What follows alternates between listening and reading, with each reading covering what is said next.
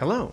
Welcome to Best of the Best, Playing with Power series where we rate the top cards, decks, sets, and much more from a CEDH perspective. We are about to enter the plane of Kaldheim, a Norse mythology-inspired set.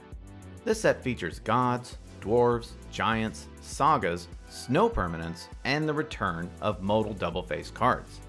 This set has a number of really cool and flavorful legendaries to build around for the commander table. Today we are going to look at the top 5 CEDH cards coming from the new set, Kaldheim. If you're looking to buy any of the cards mentioned today, be sure to check out our list in the description.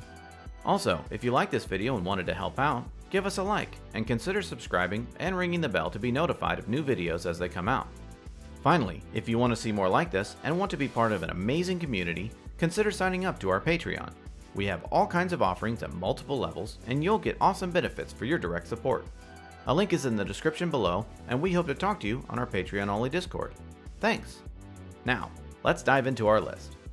Number 5 on today's list is Dream Devourer. Dream Devourer is 1 and a black for a 0/3 Demon Cleric. The first ability reads, each non-land card in your hand without Foretell has Foretell. Its Foretell cost is equal to its mana cost reduced by 2.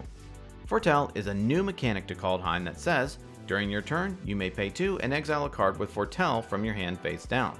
You may cast it on a later turn for its Foretell cost. Devourer's second ability reads, whenever you foretell a card, Dream Devourer gets +2/+0 until end of turn. So why did this card make the list? While its second ability isn't super impactful on the overall game, the first ability very well can be. If Dream Devourer leaves the battlefield after you foretell a card with it, you are still able to cast the Foretell card. Dream Devourer does not need to be on the battlefield, as the ability to cast it from exile is inherent on the card itself.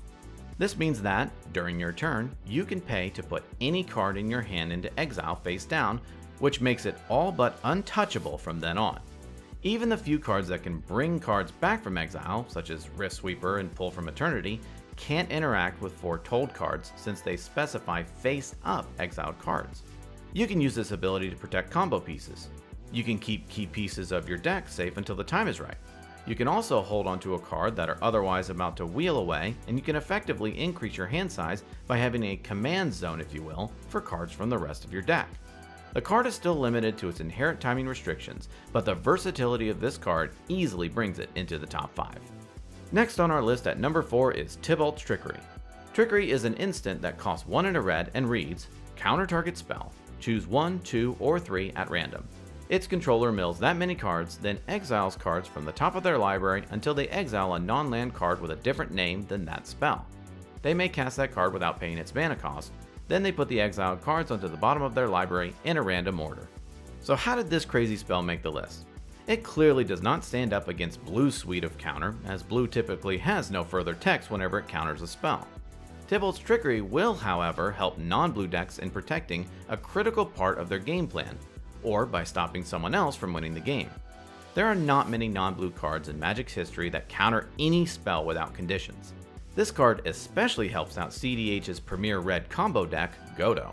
It will now have another piece of desperately needed interaction to help it go off. It may also see play in other non-blue combo decks like Anya or Korvold. There are also some fringe interactions that can be used, such as with Lavinia, Draenith Magistrate, or Doomsday. Coming in at number 3 on our list is Weathered Runestone. Runestone is an artifact that costs 2 mana and has 2 abilities. It has non-land permanent cards in graveyards and library can't enter the battlefield, and also has players can't cast spells from graveyards or libraries.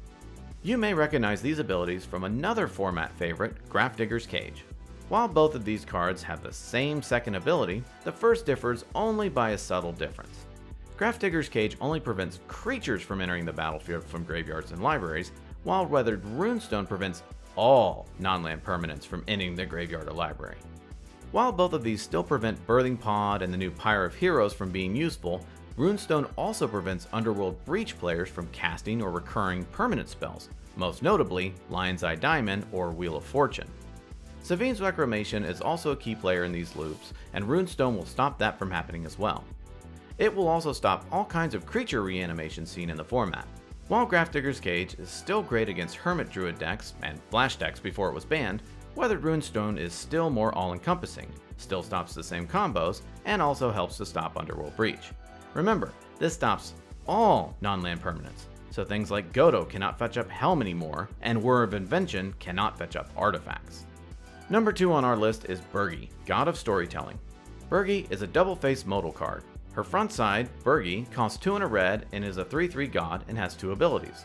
The first ability reads, whenever you cast a spell, add red. Until end of turn, you don't lose mana as steps and phases end. Her second ability says, creatures you control can boast twice during each of your turns rather than once.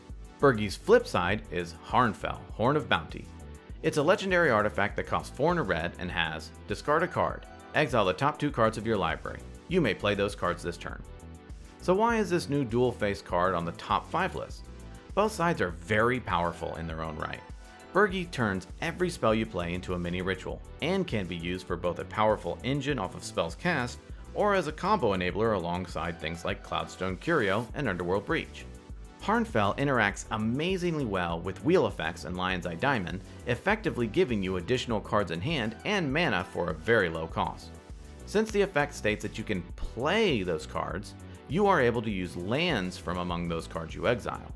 This could very easily be the way that Red storms through its deck even faster with the help of wheels. Finally, coming out on top of today's list is Mystic Reflection. Reflection is an instant that costs 1 and a blue, has a foretell cost of blue, and reads, choose target non-legendary creature. The next time 1 or more creatures or planeswalkers enter the battlefield this turn, they enter as copies of the chosen creature instead. So, what makes this card so good? Foretell is just the cherry on top of this cake, as its primary ability has both offensive and defensive capabilities. You can turn creatures into additional copies of Dockside Extortionist. You can stop opponents from doing creature-based combos or other shenanigans by having this creature enter the battlefield as mana dorks instead. It's a pseudo counterspell for troublesome planeswalkers. It can even stop players that cast or get things from zones other than their hands, such as reanimating creatures in the graveyard. Potting in creatures from the library, or bringing in creatures from exile or the command zone also gets stopped by this card. The more flexibility and versatility in this card is sure to find you more and more interactions the more you use it. Well, that about wraps up our top 5 cards from Kaldheim for CEDH, but how do you feel about the set overall? Sets that are designed from the top down are extremely flavorful and provide beautiful worlds and fulfilling stories, and Kaldheim is no exception. The Norse mythology feel to the world makes it seem just as alive and gives it a sense of connection to it in a similar way that Theros does. While there are a ton of cards that might be applicable in CEDH, there's plenty of cards that we love to play in casual EDH as well. There's also a number of honorable mentions that, while fun, may be more fringe in the CEDH realm than top tier. If you like this video, give it a thumbs up. It lets us know we're giving you the content you love. If you'd like to see more, consider subscribing to stay updated. If you would like to help us out further and get some awesome perks in return, consider signing up to our Patreon. We have recently added new exciting Patreon goals and amazing tiers, including a new limited tier that allows you to be on an episode of Playing with Power. Check out the link in the description. Well, that about wraps it up for this episode of Best of the Best. Tune in next time when we attempt to assemble the best list for our favorite format, CEDH. Thank you so much for watching, and we will see you next time.